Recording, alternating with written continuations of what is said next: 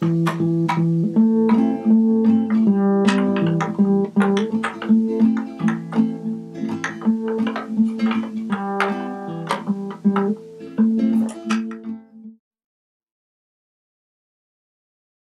the autumn of 1968, at the start of my second year of college, I took a philosophy course which was to prove fairly influential in my life. It was an introduction to philosophy, basic material. It was the only philosophy course I would ever take. The only thing that we read in that class that I remember reading that had an effect on me was Karl Marx's 1848 Communist Manifesto. Not a very long piece, and I don't remember anything about it except it discussed the alienation of the worker from his work. I loved that idea, the alienation of the worker from his work. Some poor factory drudge forced into working in a factory for substandard pay, no escape possible. He became seriously alienated, and he had to cast off his chains, according to Karl Marx. I didn't feel particularly chained by anything as a 19-year-old in America in 1968, except maybe by the establishment. The establishment was the enemy to all of us at Antioch in those days, and we were out to destroy the establishment. This idea of alienation was very attractive, and I wanted to go out into the world and get some alienation for myself. I wanted to feel this alienation from my work by working in some dreadful factory or other. I thought the best place to go would be an auto factory in Detroit, that black hole of capitalism. The following summer, I talked my friend Dusty Colton, who had a car, into driving with me. We would drive in his car, station wagon he had named Edith. We would drive to Detroit and get factory jobs and become alienated. And that's what we did. We drove up to Minnesota, drove through Chicago. Once arrived in Detroit, we found ourselves a cheap apartment in downtown Detroit, I think on 3rd Street, I'm not sure. I do remember there were prostitutes across the street we used to watch from our apartment building as they did their business. And I also remember that on our first day in Detroit, our landlord was a guy from West Virginia named Frankie something. Well, Frankie disappeared within a day of our arrival, and he took some of our most prized possessions with him. He took Dusty's entire box of novels that he brought with him from college, including Thus Spake Zarathustra, one of his favorite books, and Zorba the Greek. He liked names beginning in Z, evidently. Both of these books disappeared with Frankie to West Virginia, so we were robbed our first day in Detroit, but that didn't faze us a whole lot. We had this dingy apartment. We had a car to get to Dearborn, and we drove to Dearborn and asked if there was a place we could interview for jobs on the assembly line. They sat us down, they interviewed us, they gave us jobs, just like that, our first day in Detroit, while Frankie was stealing our possessions and hightailing it back to wherever he lived in West Virginia. So Dusty and I were established. Because he was a big guy, a former football player, and because he came from Kentucky, so was assumed to be somewhat of a hillbilly, they put him in the auto assembly plant, where he would schlep these huge quarter panels for new cars, these pieces of metal in those days, not plastic, metal that weighed 30, 40 pounds a piece. But because I was a little guy, and I was from the East, and I had a name they may have assumed to be Jewish, who knew what factors went into their job assignments, I was given a job in the parts production plant. another enormous factory, all in the River Rouge complex. Then, I believe, the largest industrial complex in the world. It had ships, it had railroads, it had these huge factories belching unknown quantities of noxious smoke into the air. 1969 this was, 2 years after the riots that had destroyed huge sections of the city. So we were going to join the disaffected black workers in these factories and become alienated. Well, my job was, I wasn't even standing in my job. I had one of these high seats with a back on the seat, and it was padded. It's a very cushy job. I sat there, and these rocker arms, the things that went rocking back and forth in the engine of your car, of which I knew nothing, for the new Ford Maverick. This was a new car just come out. They were behind production. They needed rocker arms like crazy. Every Maverick engine needed 12 of these things, or 6 or 8, however a car engine worked. It needed lots of rocker arms. It would sit on this rod of some sort, and it would rock up and down like so. It had been cast, this part, and my job was somehow to harden this tapping part and maybe hollow out this little cupped part by feeding all these rocker arms onto a wide wheel, a yard or more across, a horizontal wheel with these spokes that stuck out. Piles of rocker arms would arrive on a belt and would tumble into a receptacle next to me. I didn't have to look at them after a while. I'd reach in, grab one, stick it on the spoke would move it away, and it would disappear with all these other rocker arms, about one every 2 or 3 seconds. Anyway, it disappeared slowly into this vast heating machine that would heat up the pad, harden it, and then would douse it in a bath of water and some sort of chemicals that had an odd but not completely unpleasant smell. And then it would automatically pull them off the spoke and tumble them into another bin and put them on a belt that would go off to the next step. So that's all I did all day long, was stick these things onto the spokes of this machine.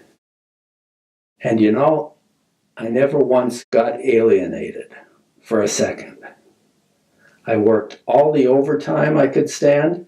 I worked all the days I could stand. There was one stretch where I worked 30 days in a row, 10 hours a day, and I would end up just as refreshed as I had arrived for work, because I was just sitting there doing this completely automatic motion that took no thought, and I could think what I pleased, a kind of boulevardier of the factory.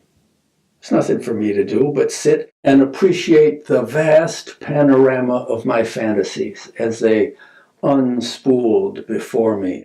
I would start my job at 2 in the afternoon, and before I knew it, Ali, my Muslim friend who lived in Dearborn in the big Muslim community there, Ali would be tapping me on the shoulder and say, "It's time for lunch."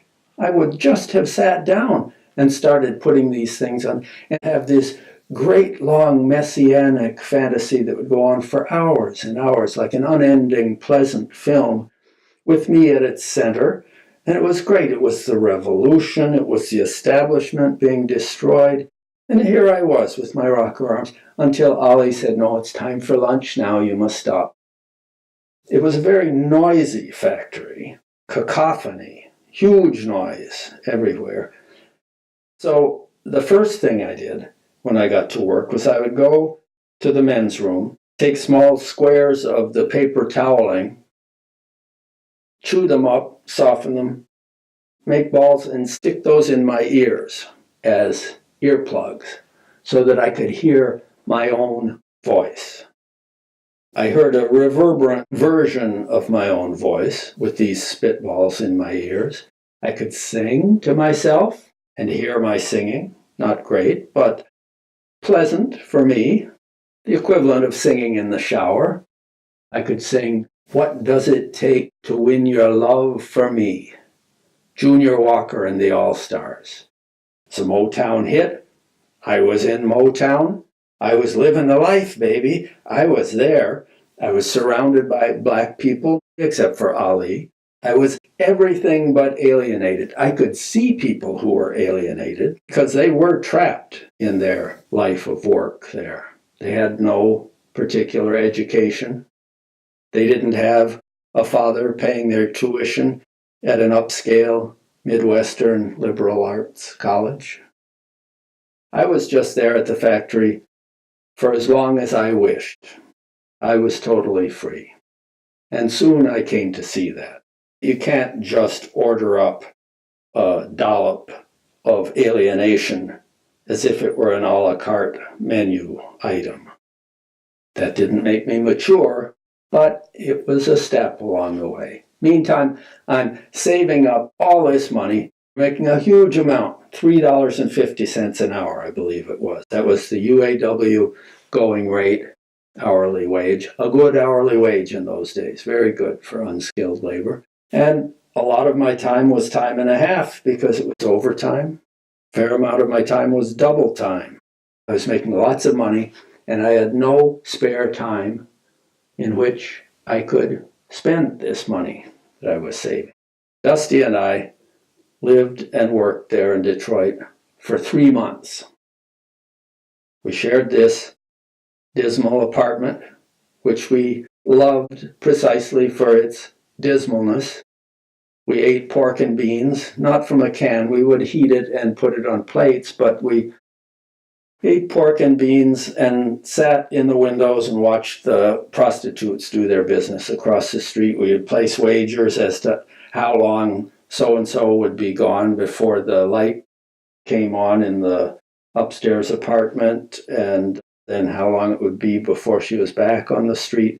These sorts of idle, louche pastimes of adolescent boys in America. Callow youth, but we were working in an auto plant. Dusty, who arrived home exhausted from his job in the assembly plant, even though he got no overtime. He was limited to 8 hours a day, but he was lifting weights for 8 hours, basically, these quarter panels. He would arrive home, flop into bed, and be gone until the next day.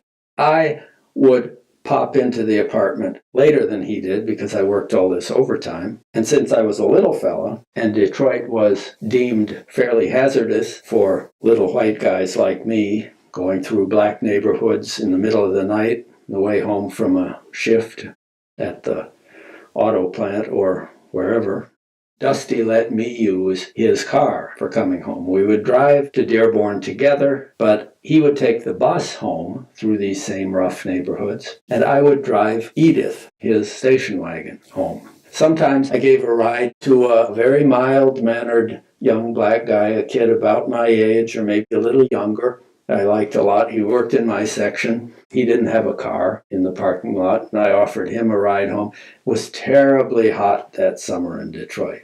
Many nights, hot and humid. I would drive him home. I remember he lived in a neighborhood of very small, detached bungalow houses. So if I got him there at 2:30 in the morning, many people would be sitting out on their front porches, fanning themselves to pass the night because they couldn't sleep.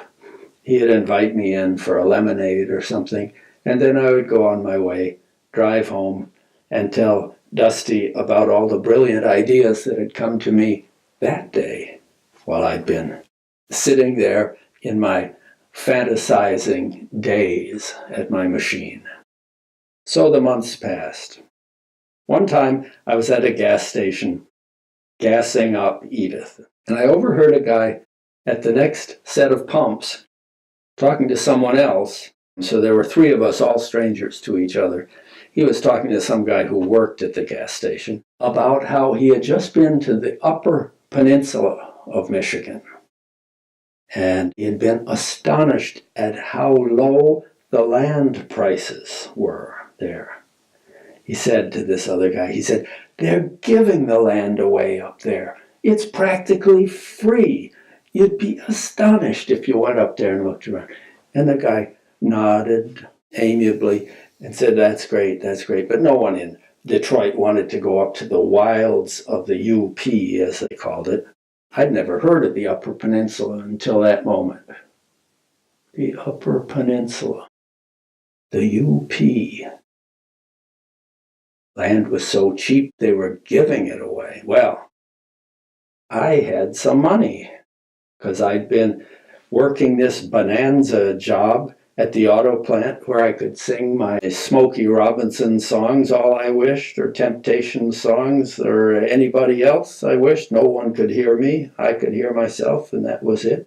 I could carry on dialogue that would have been great in a novel, I was convinced. No one heard me. No one heard my awful, callow, sophomoric dialogue except me. It was a great life, just as good as sitting at a French cafe and watching the world go by, because I watched it go by in my own imagination. And it was even better in the sense that it was the world of my own imagining.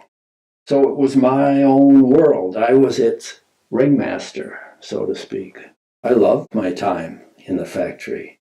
I wasn't only non-alienated, I was positively aglow with the creativity, inner creativity, made possible by the drudgery of this job. I wasn't worn out by it. So I kept working. I worked all the days I could, saving up money like mad.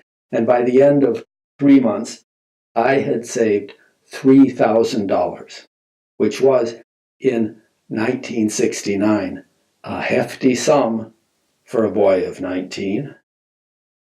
No, a boy of 20 I was then. But still, it was a hefty sum.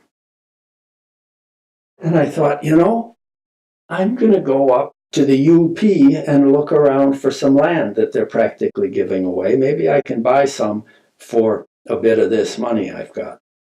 I didn't consult anyone in my family. I didn't ask for permission, even though my father was paying my tuition. Sometime later, I found out that Dad had set up this rule, this assumption, that any money one of the four of us earned during our summer vacations would go back into our college tuition. We weren't expected to be making a profit for ourselves while we were college students and he was footing the bill. Anything extra we made was to be rolled back into the tuition. I hadn't heard that, or I'd conveniently forgotten it, but in any case, I had my $3,000. My family was way off in the east someplace. I was in Detroit. So when it came time, Dusty and I decided to quit our factory jobs, which would have been in August of that summer. I didn't tell anyone anywhere that I was quitting the job. They taught us to be independent at Antioch, and I was independent, but I wanted a vehicle of my own to get me up to the Upper Peninsula of Michigan. And I wanted specifically a Vespa. I'd always liked Vespa motor scooters, the look of them. They looked sleek in their own way, lumpy in their own way, but elegant and beautiful. I found a place that sold Vespas, in Detroit even, the land of big cars. There was a Vespa dealer that sold mostly used Vespas. "What do you propose to do on this vehicle?" this man said. I said, "Well, I'm going to drive it up to the Upper Peninsula and buy myself some land. That's what I'm going to do. I'm going to camp out, I'm going to look around and start my life as a country squire." That's a very impressive plan you have. I think you should carry through on it. I'll sell you this sky blue Vespa, slightly used, for $175. I said, "Oh, that sounds like a pretty good price. I'll have to consider that."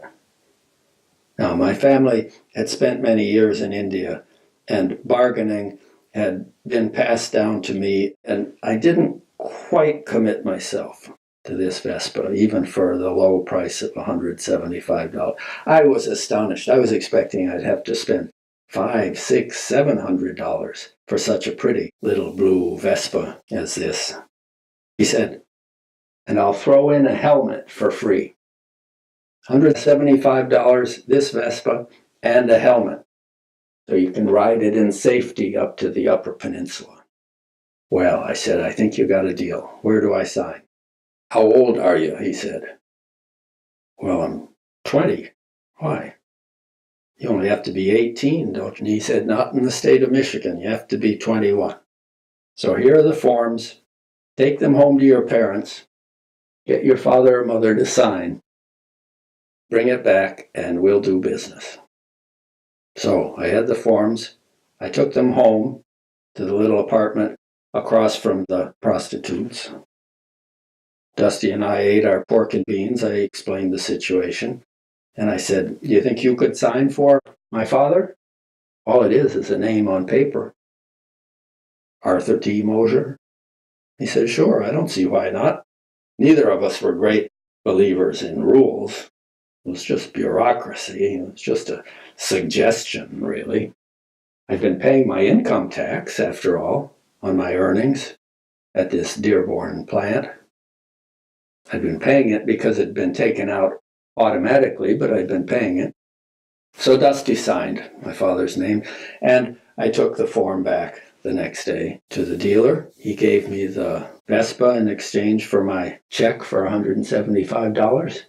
And I said, that's great. Now, how do I ride this thing?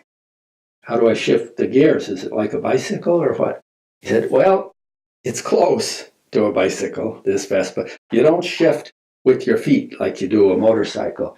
You shift with your hand pedals. And here, I'll show you. We'll go for a ride. He took me for a ride, one instruction session, one lesson. He didn't charge me extra for that. That was included also in my $175. And it was mine.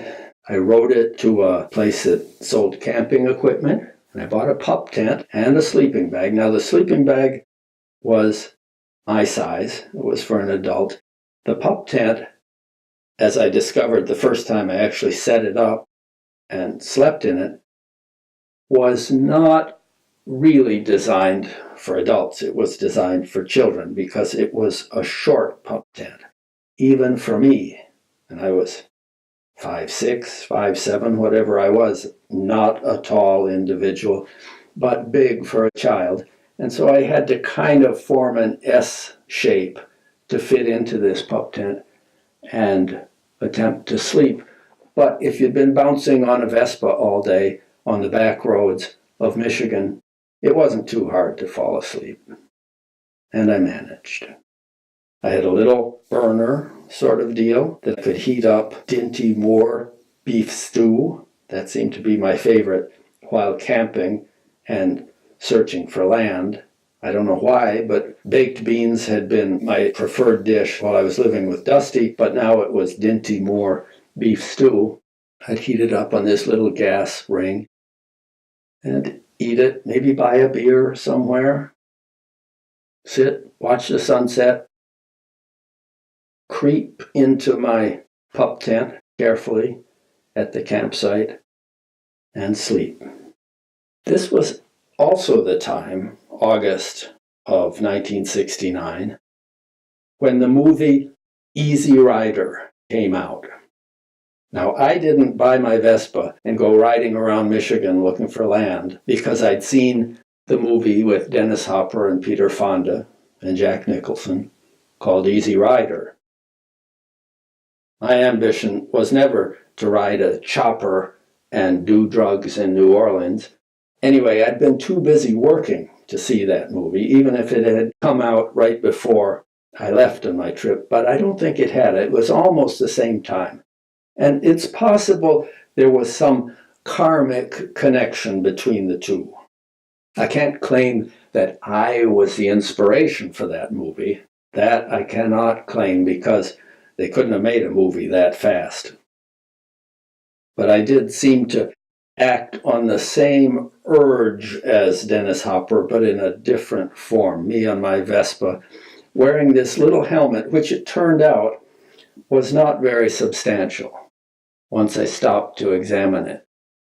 It was rather like a somewhat thicker eggshell. If I'd had real contact with it on my head, it would have been of the most minimal assistance to my well-being. But I was lucky. I stayed upright on the Vespa, never crashed. I had a bit of an incident later on back in college, but I never crashed while I was driving around Michigan looking for land.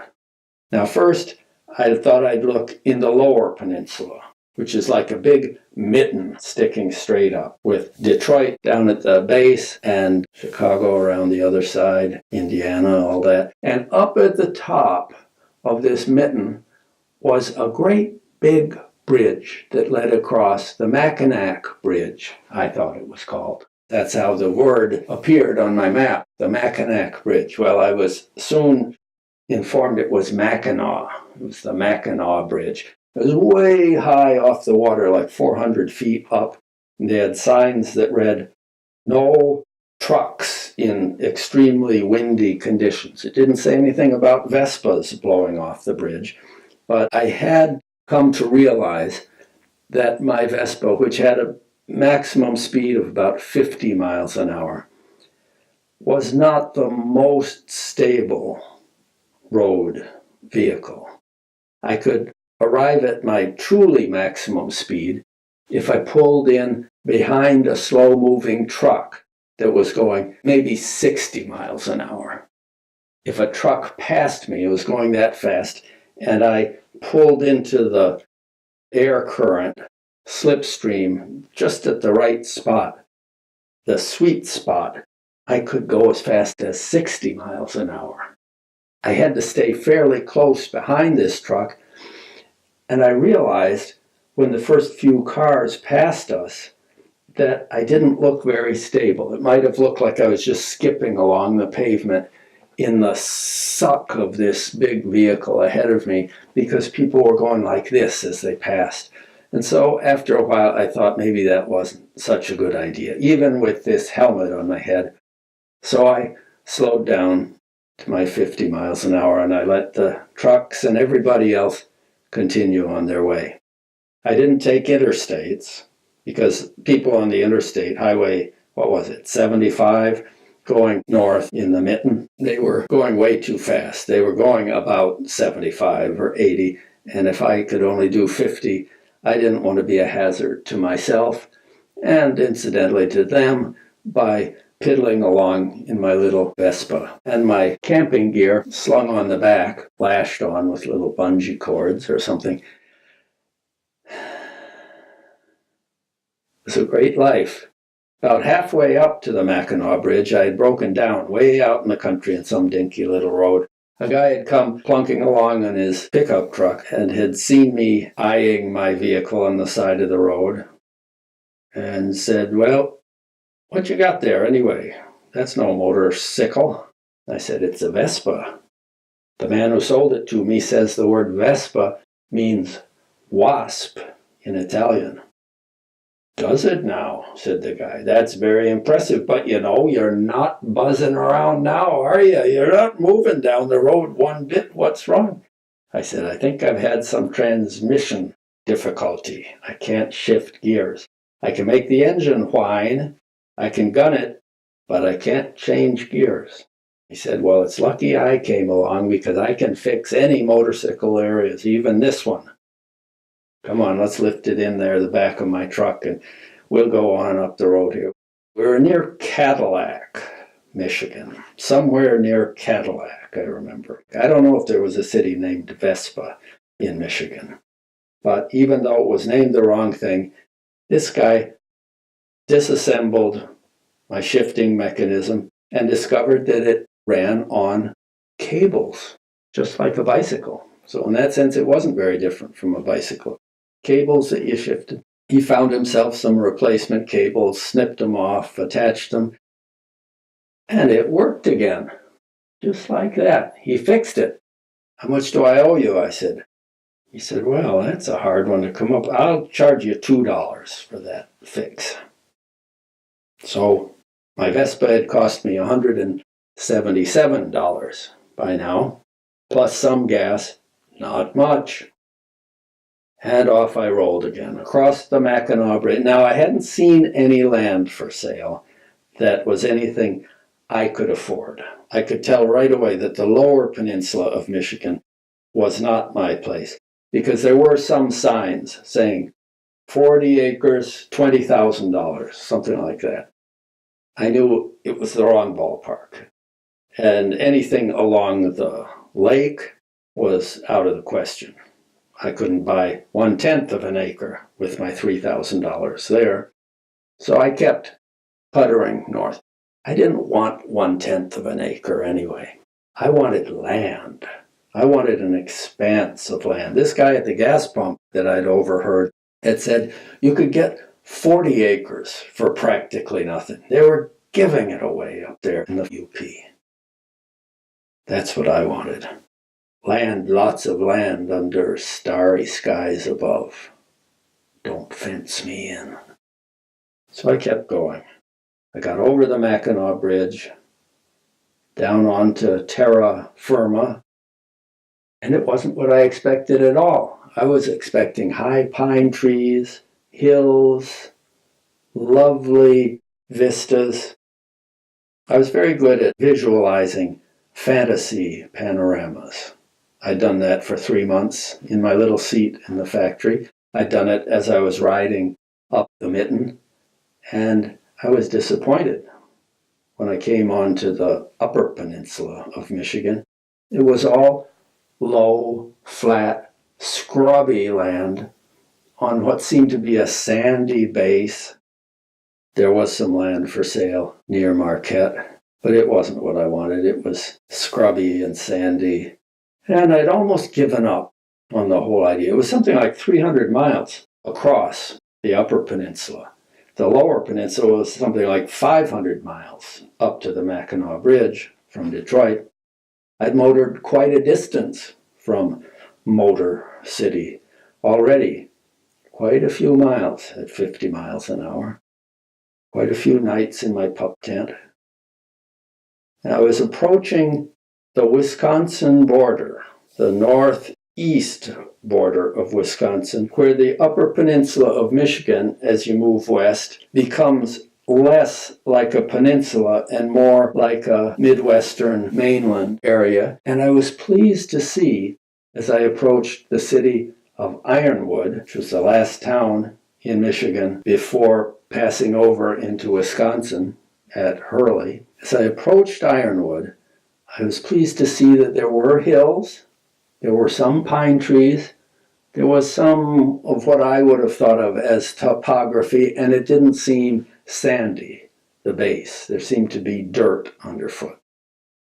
The highway was nice and broad. The traveling was pretty easy. I stopped in Ironwood, my last chance in the UP, to look for land. I discovered that there were 5 real estate agencies in the town of Ironwood. I visited all 5 of them.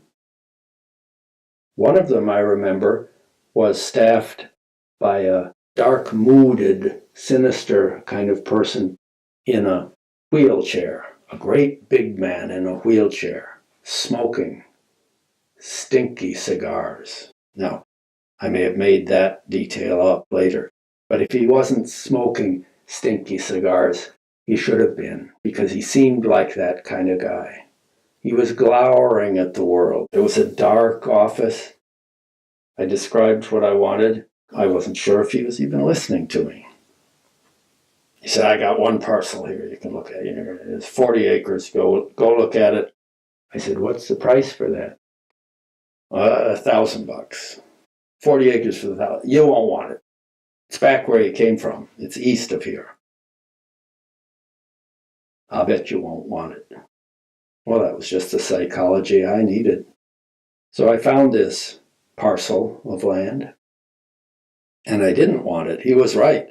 Why anyone would want it was a great mystery. Why he was even trying to deal it at any price. It was scrubby, it was marshy, it had all sorts of insects buzzing around my head. It had bees, and I was semi-allergic to bees even at that age. And finally, I gave up my exploration when, after making my way over the barbed wire fence and penetrating this wasteland of a 40-acre parcel, I came across a sign almost entirely covered down in the rocky crevasse that said, "Beware of bear traps."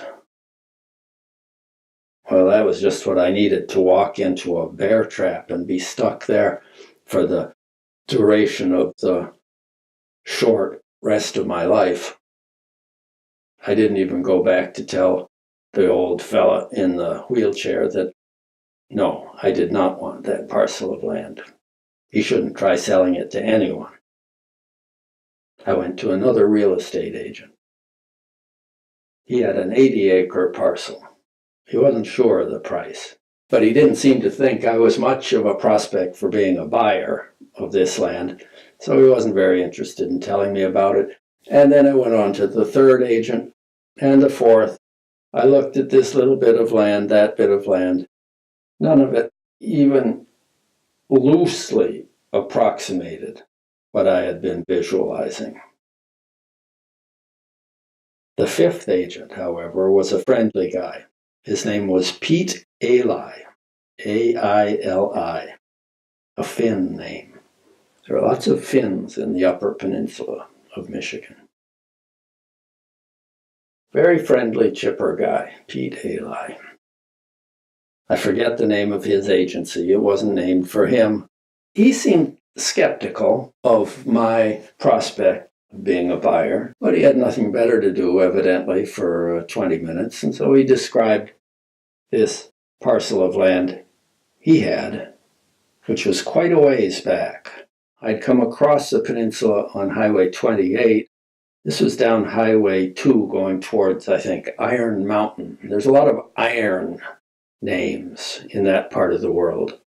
Ironwood, Michigan, Iron Mountain, Iron River. And when you look at the streams in this area, the water is kind of dark brown, tinged with metallic bits of iron, I suppose. Anyway, this place was about 25 miles from Ironwood.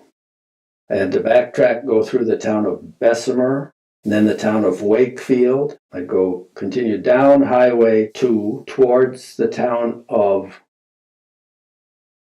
Marinisco. Marinisco was the next town. And so between Marinisco and Wakefield, going diagonally on the map, was a distance of maybe 12 miles. About halfway between those, that highway was cut by a little dirt county road, supposed to cut off on that. And where that came in a T-junction with a forestry road, so I'm getting progressively smaller roads as I go, that's where I should park my Vespa and go looking at this 80 acres of land Pete Aili was offering. "And what's your price?" I said. $1,000, he said. "Good deal for you. Got the money?" I said, "Sure I do." I didn't show him the money, but we looked at each other. We shared sort of daring smiles. "Of course I got the money. How do you think I bought my Vespa?" He said, "Well, that didn't cost you $1,000. And I said, "No, as a matter of fact, it didn't. But I was working at an auto plant in Detroit. I got some money saved." He said, "Okay, you go back, look at this land, come back and tell me if it interests you." He didn't offer to drive me there himself and show it to me.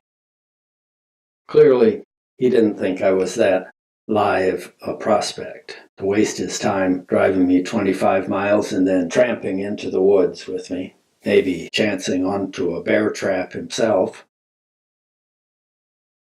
So I was on my own. I had his directions.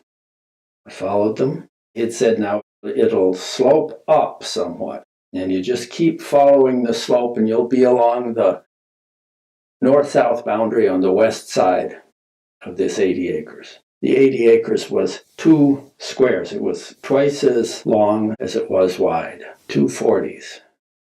And when I went up the hillside, it was nice woods. It wasn't ancient timbered forest. It wasn't first growth. Even I could tell that. It had to be second or third growth. But it had these trees with these tremulous leaves like cottonwoods, softwood. And the trees would blow over after a few years, but nice trees. Had some pine trees.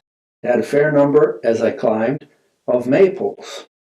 Then I got to the top of the rise, and there was a kind of a saddle shape of this, what turned out to be granite rock with a foot or two of soil on it, and a lot of sugar maples. Pretty maple trees. And I could see in the dip of this saddle rock how it might be a nice place for a little cabin. Looked out. There was a bit of a distant view there, especially in the wintertime when the leaves were off the trees. There might be quite a view from there off in the distance. It wasn't low and scrubby and filled with mosquitoes and bees and bear traps. I didn't hear any guns going off nearby. It seemed quite isolated and peaceful. It was what I was after. I turned around, walked back down the hillside, got on my Vespa, rode it back to Ironwood, went into his office. He was still there, Pete Ali. And I said, yeah, I want to buy it. And he just about fell off his chair. He was surprised. Just like that? You've only been gone an hour. I said, well, a little more than that. But I had a good look at it. You sure you looked at the right parcel? He said. I said, I'm sure. Given your instructions, how could I miss it? I like it. I'm buying it. Where do I sign? He said, you're going to buy it right now? You're not going to consult with anyone first? Nobody buys something an hour after being told about it. I said, well, I am. I got a cashier's check. Who do I make it out to? He said, well, the bank's still open. Let's go up the street to the bank. And so we did. We walked up to the bank, and I made out a cashier's check to the sellers, I think it was. I don't think it was to the real estate agency. I don't remember. Anyway, it was a check for $1,000 for 80 acres of woodland. $12.50 an acre. And that was how I came to be a land baron in Upper Michigan, where I would eventually build myself a cabin, which is another story, and one I'd be happy to tell.